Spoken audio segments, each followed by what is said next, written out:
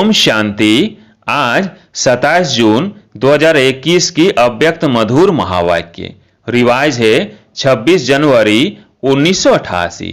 Headline है संगम युग पर नंबर 1 पूज्य बनने की अलौकिक विधि। आज अनादि बाप और आदि बाप अनादि शालिग्राम बच्चों को और आदि ब्राह्मण बच्चों को डबल रूप से देख रहे हैं। शालिग्राम रूप में भी परम पूज्य हो और ब्राह्मण सो देवता स्वरूप भी गायन और पूजन योग्य हो। दोनों आदि और अनादि बाप दोनों ही रूप से पूज्य आत्माओं को देख हर्षित हो रहे हैं। अनादि बाप ने आदि पिता सहित अर्थात ब्रह्मा बाप और ब्राह्मण बच्चों को अपने से भी ज्यादा डबल रूप में पूज्य बनाया है। अनादि बाप की पूजा सिर्फ एक निराकार रूप में होती है, लेकिन ब्रह्मा सहित ब्राह्मण बच्चों की पूजा निराकार साकार दोनों रूप से होती है। तो बाप बच्चों को अपने से भी ज्यादा डबल रूप से महान मानते हैं। आप बाप दादा बच्चों की विशेषताओं को देख रहे थे। हर एक बच्चे की विशेषता अपनी अपनी है। कोई बाप की और सर्व ब्राह्मण आत्माओं की विशेषताओं को जान स्वयं में सर्व विशेषताएं धारण कर श्रेष्ठ अर्थात विशेष आत्मा बन गए हैं, और कोई विशेषताओं को जान और देखकर खुश होते हैं, लेकिन अपने में सर्व विशेषताएं धारण करने की हिम्मत नहीं है। और कोई हर आत्मा में या ब्राह्मण परिवार में विशेषता होते हुए भी विशेषता के महत्व से नहीं देखते, एक दो को साधारण रूप से देखते हैं। विशेषता देखने व जानने का अभ्यास नहीं है। वह गुण ग्राहक बुद्धि अर्थात गुण ग्रहण करने की बुद्धि न होने के कारण विशेषता अर्थात गुण को जान नहीं सकते। हर एक ब्राह्मण आत्मा में कोई न कोई विशेषता अवश्य भरी हुई है, चाहे 16,000 का लास्ट दाना भी हो, लेकिन उसमें भी कोई न कोई विशेषता है। इसलिए ही बाप की नजर उस आत्मा के ऊपर पड़ती है। भगवान की नजर पड़ जाए, वह भगवान अपना बनावे, तो जरूर विशेषता समाई हुई है। इसलिए ही वह आत्मा ब्राह्मणों की लिस्ट में आई है, लेकिन सदा हर एक की विशेषता को देखने और जानने में नंबरवार बन जाते हैं। बाप दादा जानते हैं कि कैसे भी बल ज्ञान की धारणा व सेवा में याद में कमजोर हैं, लेकिन बाप को जानने बाप के बनने की विशाल बुद्धि, बाप को देखने की दिव्य नजर, यह विशेषता तो है जो आजकल के नामी ग्रामी विद्वान भी नहीं जान सकते, पहचान सकते, लेकिन उन आत्माओं ने जान लिया। कोटों में कोई, कोई में भी कोई इस लिस्ट में तो आ गए ना, इसलिए कोटों में से विशेष आत्मा तो हो गए ना। विशेष क्यों बने? क्योंकि ऊंचे थे ऊंच बाप के बन गए। सभी आत्माओं में ब्राह्मण आत्माएं विशेष है, सिर्फ कोई अपनी विशेषता को कार्य में लगाते हैं, इसलिए वह विशेषता वृद्धि को प्राप्त होती रहती है और दूसरों को भी वो दिखाई देती है। और कोई में विशेषता रूपी बीज तो है, लेकिन कार्य में लाना यह बीज को धरनी में डालना। जब तक बीज को धरनी में नहीं डाले तो वृक्ष नहीं पैदा होता, विस्तार को प्राप्त नहीं कर पाते हैं। और कई बच्चे विशेषता के बीज को विस्तार में भी लाते, अर्थात वृक्ष के रूप में वृद्धि को भी प्राप्त करते, फल को भी प्राप्त करते, लेकिन जब फल आता है तो फल के पीछे चिड़ियाएं पंछी भी आते हैं खाने के लिए। तो जब फल तक पहुंचते हैं, इस रूप में माया आती है कि मैं विशेष हूं, मेरी यह विशेषता है। यह नहीं समझते कि बाप द्वारा प्राप्त हुई विशेषता है। विशेषता भरने वाला बाप है। जब ब्राह्मण बने तो विशेषता आई। ब्राह्मण जीवन की देन है, बाप की देन है।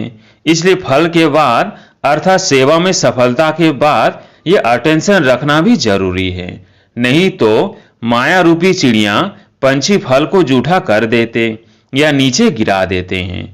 जैसे खंडित मूर्ति की पूजा नहीं होती, माना जाता है कि यह मूर्ति है, लेकिन पूजी नहीं जाती, ऐसे जो ब्राह्मण आत्माएं सेवा का फल अर्थात सेवा में सफलता प्राप्त कर लेते हैं, लेकिन मैपन की चिड़िया ने फल को खंडित कर दिया, इसलिए सिर्फ माना जाएगा कि सेवा बहुत अच्छी करते हैं, महारथी हैं, सर्वशूल हैं।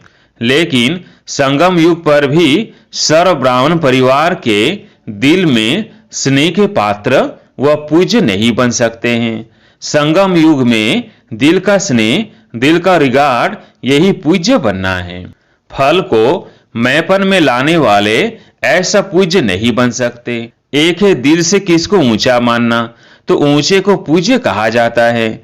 जैसे आजकल की दुनिया में भी बाप ऊंचा होने कारण बच्चे पूज्य पिताजी कहकर बुलाते हैं या लिखते हैं।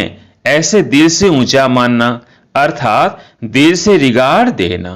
दूसरा होता है बाहर की मर्यादा प्रमाण रिगार्ड देना ही पड़ता है, तो दिल से देना और देना ही पड़ता, इसमें कितना अंतर है। पूज्य बनना अर्थात दिल से सर्व माने, मेजॉरिटी होने चाहिए।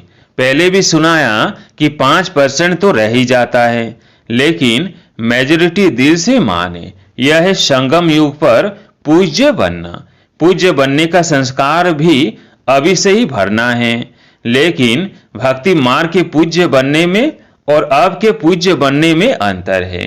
अभी आपके शरीरों की पूजा नहीं हो सकती, क्योंकि अंतिम पुराना शरीर है, तमोगुणी तत्वों का बना हुआ शरीर है। अभी फूलों के हार नहीं पड़ेंगे। भक्ति मार्ग में तो देवताओं के ऊपर चढ़ाते हैं ना।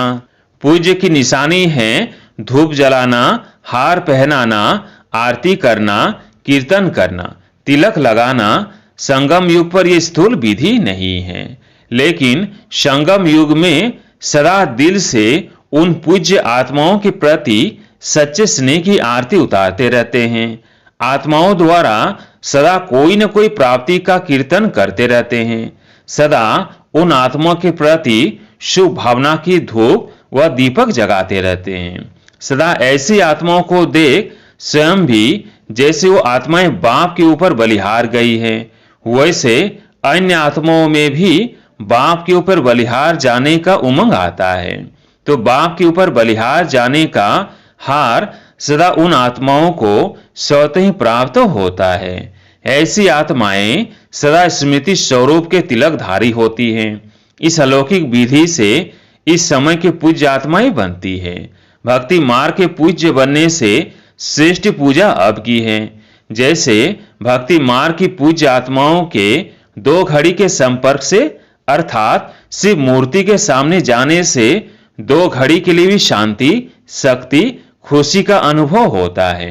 ऐसे संगम युगी पूज्य आत्माओं द्वारा अब भी 2 घड़ी, 1 घड़ी भी दृष्टि मिलने से भी खुशी, शांति व उमंग उत्साह की शक्ति अनुभव होती है। ऐसी पूज्य आत्माएं अर्थात नंबर 1 विशेष आत्माएं हैं। सेकंड और थर्ड तो सुना दिया, उसका विस्तार क्या करेंगे। है तो सब विशेष आत्माओं की लिस्ट में, लेकिन 1, 2, 3 नंबर वार है। लक्ष्य सभी का नंबर 1 का होता है। तो ऐसे पूज्य बनो जैसे ब्रह्मा बाप के गुणों के गीत गाते हो ना। ये सब विशेषताएं पूज्य बनने की व नंबर 1 विशेष आत्मा बनने की बातें ब्रह्मा बाप में देखी, सुनी ना। तो जैसे ब्रह्मा साकार आत्मा नंबर 1 संगम योगी पूज्य, सो भविष्य में नंबर 1 पूज्य बनते। लक्ष्मी नारायण नंबर 1 पूज्य है ना। ऐसे आप भी ऐसे बन सकते हैं जैसे बाप के साथ साथ ब्रह्मा बाप की कमाल गाते हैं। ऐसे आप सभी भी सदा ऐसा संकल्प, बोल और कर्म करो जो सदा ही कमाल का हो। जब कमाल होगी तो धमाल नहीं होगी। कमाल नहीं करते तो धमाल करते हो। चाहे संकल्पों की धमाल करो, चाहे वाणी से करो। संकल्पों में भी व्यर्थ तूफान चलता तो यह धमाल है ना। धमाल नहीं, लेकिन कमाल करनी है, क्योंकि आदि पिता ब्रह्मा के ब्राह्मण बच्चे सदा ही पूज्य गाए जाते हैं। अभी लास्ट जन्म में भी देखो तो सभी से ऊंचा वर्ण कौन सा गाया जाता है? ब्राह्मण वर्ण कहते हैं ना। ऊंचा नाम और ऊंचे श्रेष्ठ काम के लिए भी ब्राह्मणों को ही बुलाते हैं, किसके कल्याण के लिए भी ब्राह्मणों को ही बुलाते हैं। तो लास्ट जन्म तक भी ब्राह्मण आत्माओं का ऊंचा नाम ऊंचा काम प्रसिद्ध है, परंपरा से चल रहा है। सिर्फ नाम से भी काम चल रहे हैं। काम आपका है, लेकिन नाम वालों का भी काम चल रहा है। इससे देखो कि सच्चे ब्राह्मण आत्माओं की कितनी महिमा है और कितने महान है। ब्राह्मण नाम भी अविनाशी हो गया है, अविनाशी प्राप्ति वाली जीवन हो गई है। ब्राह्मण जीवन की विशेषता है मेहनत कम प्राप्ति ज्यादा, क्योंकि मोहब्बत के आगे मेहनत नहीं है। अब लास्ट जन्म में भी ब्राह्मण मेहनत नहीं करते, आराम से खाते रहते हैं। अगर नाम का भी काम करते हैं तो भूखे नहीं रह सकते हैं। तो इस समय के ब्राह्मण जीवन की विशेषताओं की अब तक निशानियां देख रहे हो। इतनी श्रेष्ठ विशेष आत्मा हो, समझा? वर्तमान समय पूज्य तो भविष्य के पूज्य, इसको ही विशेष आत्माएं नंबर 1 कहते हैं। तो चेक करो, ब्रह्मा बाप की कहानी सुना रहे हैं ना, अभी और भी रही हुई है। ये ब्रह्मा बाप की विशेषता सदा सामने रखो और किसी बातों में नहीं जाओ, लेकिन विशेषताओं को देखो और वर्णन करो। हर एक को विशेषता का महत्व सुनाकर विशेष बनाओ। दूसरों को बनाना अर्थात स्वयं विशेष बनना, समझा? अच्छा, चारों ओर के सर्व नंबर 1 विशेष आत्माओं को, सर्व ब्राह्मण जीवन वाले विशेष आत्माओं को सदा ब्रह्मा बाप को सामने रख समान बनने वाले बच्चों को अनादि बाप आदि बाप का दोनों रूप से सर्व शालिग्रामों और साकारी ब्राह्मण आत्माओं को स्नेह भरी याद, प्यार और नमस्ते। पार्टियों के साथ मुलाकात, सदा बाप का हाथ और साथ है, ऐसा भाग्यवान समझते हो। जहां बाप का हाथ और साथ है वह सदा ही मौजों की जीवन होती है। मुझने वाले नहीं होंगे, मौज में रहेंगे। कोई भी परिस्थिति अपने तरफ आकर्षित नहीं करेगी, सदा बाप की तरफ आकर्षित होंगे। सबसे बड़ा और सबसे बढ़िया बाप है। बाप के सिवाय और कोई चीज या व्यक्ति आकर्षित नहीं कर सकता। जो बाप के हाथ और साथ में पलने वाले हैं उनका मन और कहीं जा नहीं सकता। तो ऐसे सभी हो या माया की पालना में चले जाते हो, वह रास्ता बंद है ना। तो सदा बाप के साथ की मौज में रहो। बाप मिला सब कुछ मिला, कोई अप्राप्ति नहीं। कितना भी कोई हाथ साथ छुड़ाए लेकिन छोड़ने वाले नहीं, और छोड़कर जाएंगे भी कहां। इससे बड़ा और कोई भाग्य हो नहीं सकता। कुमारियां तो है ही सदा भाग्यवान, डबल भाग्य है। एक कुमारी जीवन का भाग्य, दूसरा बाप का बनने का भाग्य। कुंवारी जीवन पूजी जाती है। जब कुमारी जीवन खत्म होती है सबके आगे झुकना पड़ता है। गृहस्थी जीवन है ही बकरी समान जीवन, कुमारी जीवन है पूज्य जीवन। अगर कोई एक बार भी गिरा तो गिरने से हड्डी टूट जाती है ना। फिर कितना भी प्लास्टर करो, ठीक करो, लेकिन हड्डी कमजोर हो जाती है। तो समझदार बनो, टेस्ट करके फिर समझदार नहीं बनना। दूसरा, सदा अपने को कल्प कल्प की विजय आत्माएं अनुभव करते हो। अनेक बार विजय बनने का पाठ बजाया है और अब भी बजा रहे हैं। विजय आत्माएं सदा औरों को भी विजय बनाती हैं। जो अनेक बार किया जाता है वो सदा ही सहज होता है, मेहनत नहीं लगती है। अनेक बार की विजयी आत्मा है। इस स्मृति से कोई भी परिस्थिति को पार करना खेल लगता है, खुशी अनुभव होती है। विजय आत्माओं को विजय अधिकार अनुभव होती है। अधिकार मेहनत से नहीं मिलता, स्वतः ही मिलता है। तो सदा विजय की खुशी से अधिकार से आगे बढ़ते औरों को भी आगे बढ़ाते चलो। लौकिक परिवार में रहते लौकिक को अलौकिक में परिवर्तन करो, क्योंकि अलौकिक संबंध सुख देने वाला है। लौकिक संबंध से अल्पकाल का सुख मिलता है, सदाकाल का नहीं। तो सदा सुखी बन गए, दुखियों की दुनिया से सुख के संसार में आ गए। ऐसा अनुभव करते हो। पहले रावण के बच्चे थे तो दुखदायी थे, अभी सुखदाता के बच्चे सुख स्वरूप हो गए। फर्स्ट नंबर यह अलौकिक ब्राह्मणों का परिवार है। देवताएं भी सेकंड नंबर हो गए। तो यह अलौकिक जीवन प्यारी लगती है ना। तीसरा, सदा अपने को पद्मा पदम भाग्यवान अनुभव करते हो।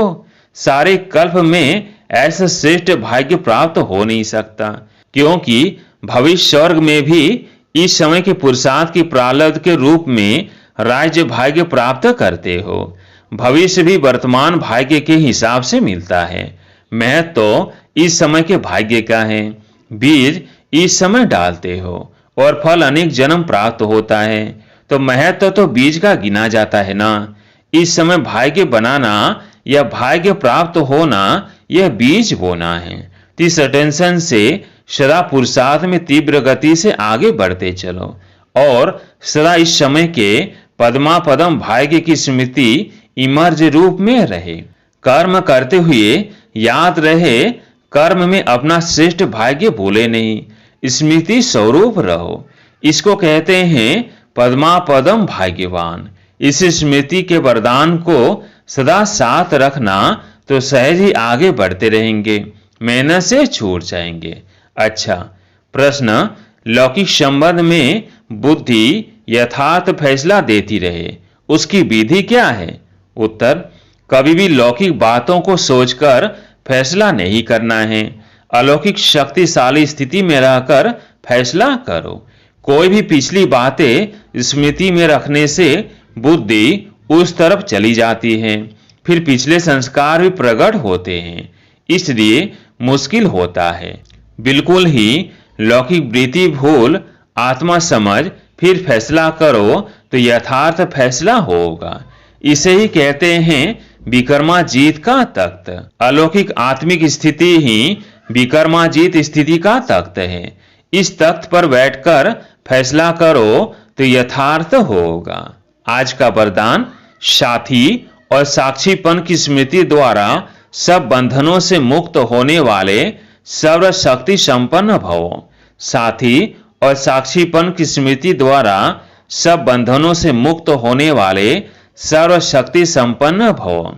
सर्वशक्तियों से संपन्न बन अधीनता से परे होने के लिए दो शब्द सदा याद रहे, एक साक्षी और दूसरा साथी। इससे बंधन मुक्त अवस्था जल्दी बन जाएगी।